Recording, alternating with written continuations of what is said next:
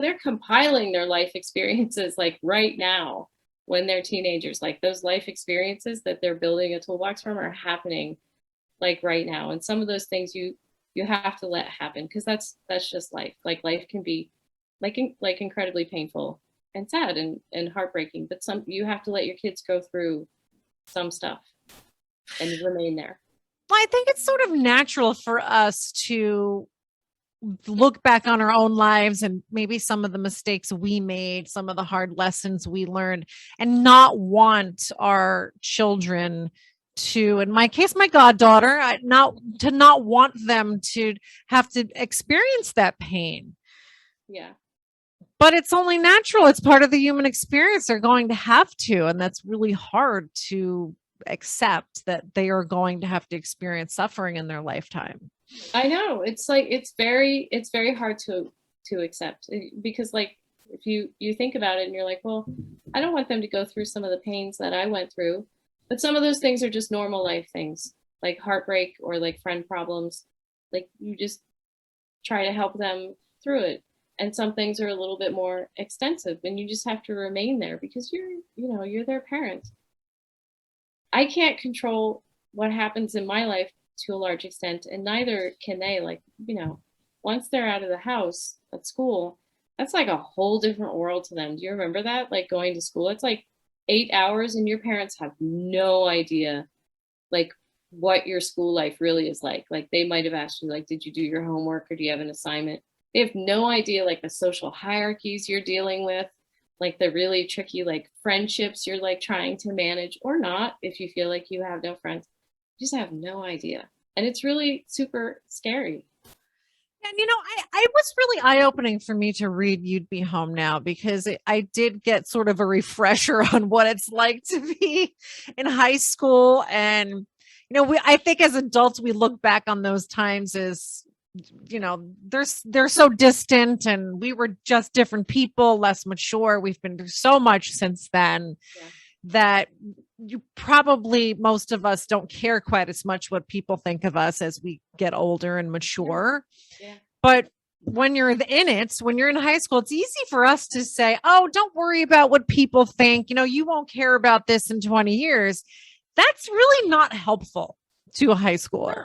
Because that's exactly what they're going through. Because that's their time away from you as literally their own person at school.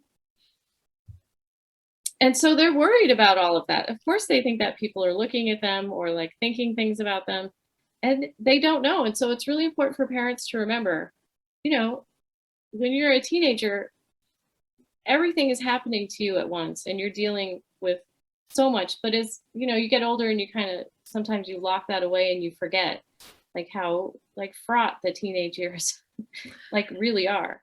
Yeah, I really would not want to go back to that. I would not want to be, I don't know. I mean, I write young adult books, so maybe I'm probably still like a teenager anyway. I was expelled from high school, so I actually really don't like writing high school and books because I only got to like sophomore year. So I'm always like, I have to look up like, oh God, if you're a junior, what kind of biology are you taking? Why were you expelled? It's just, I was really lonely and I was depressed and I felt really isolated at school. The school I went to there was a lot of bullying going on at the school. And I just stopped going. And I would take the bus to the public library and just stay there all day and then take the bus back home. So it was chronic truancy. First you get suspended 3 times. And then if you do it again, then you're expelled. And that was actually a good thing that happened for me. Like I honestly believe that some kids should not be in traditional high school. Like it's not them. And so I was 16 and my mother said, okay, you can get your GED. And I did. And she said, you can get a job. And I did, which was at Wiener Schnitzel, which was my first job doing the hot dogs. And she's like, and you can pay for your own phone, which I did. And she said, and I will pay for you to take 2 classes at Pima Community College every semester. And I did. And that was like the best experience that I had because I took the classes that I wanted. I was with people who were just trying to take their classes and get their degree. They could care less about this like 16-year-old walking around campus dressed all in black. And I loved it. And I felt really free. And I took creative writing classes and I took like astronomy, and it was great. And I did well in school for like the first time in my life. So They should make high school more like college. I think so.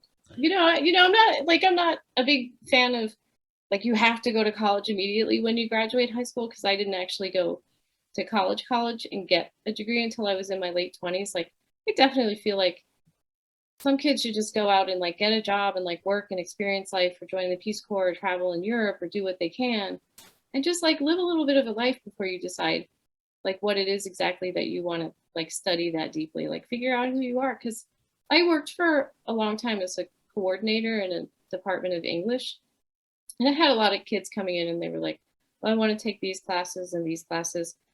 And it became apparent to me that they really had no idea like what they really wanted to do.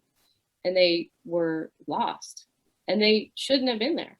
They should have been out like working, having a job, making mistakes, learning life, and then maybe coming back when they were like 25 or 26.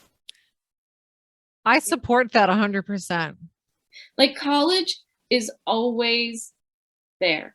You can go to community college and get a degree. You can do so much online now.